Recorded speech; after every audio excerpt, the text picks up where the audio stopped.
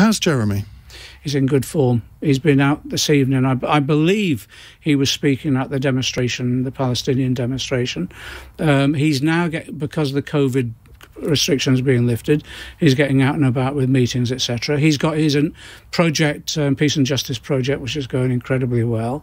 As you know, Jeremy has always specialised in international affairs and human rights. He's respected around the world for that, and so he's done a lot of work around those issues.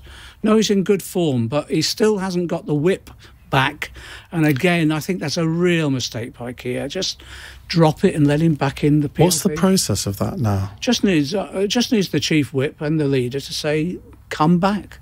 And Jeremy would be like a shot back, but I don't understand why they've done that to him. But from Keir Starmer's point of view, there are no pluses to this, are there? Because the papers would go mad. He'd get a huge amount of criticism from the right of the party. But what was bizarre is that Jeremy got reinstated as a party member, and everyone thought, well, that's all resolved. And then Keir then withdraws the whip. No one completely understood why at that stage, if you've been reinstated as a party member, because there's no disciplinary matters outstanding. So just let him back in. I think it's beginning to look a bit personal, and I don't like that.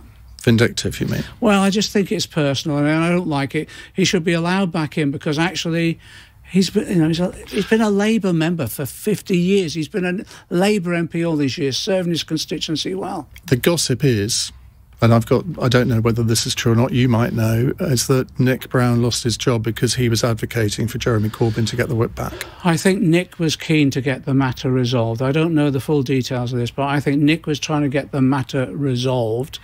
And I think actually he would have had the support of most of the Parliamentary Labour Party, certainly a vast majority of our members and all our affiliates. We just want Jeremy back in, and we just don't understand why that's not the case. Well, you'll be delighted to know we lured Jeremy on Cross Question the other day, the first time that he'd been on LBC for 6 years, because I know you were lobbying on my behalf to get him on during the election, but even your lobbying didn't quite work. So we're hoping he'll come back for a longer chat. The fact that if this poll out tonight is true, that Keir Starmer's ratings are lower than Jeremy's were at any point, is there a way back from that? You see, sometimes the electorate make up their minds about a political leader, and I wonder whether the events of the last few days have kind of sealed his fate with a certain section of the electorate. I don't think it's irretrievable, but it's a worry. Of course, you've got to worry about those things. Of course you have. But it's not irretrievable, but you need... I think what Keir needs to do now is just look around this recent experience, Look at Mark Drakeford down in Wales, Quiet man, but solid, determined, won people's confidence, been ploughing, a left of centre path, but with authority.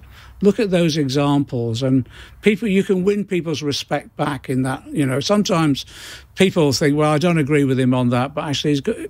The guy's got a bit of principle and he's courageously taken a stand. And so you can rebuild that. But yeah, you have to be worried about those figures, of course.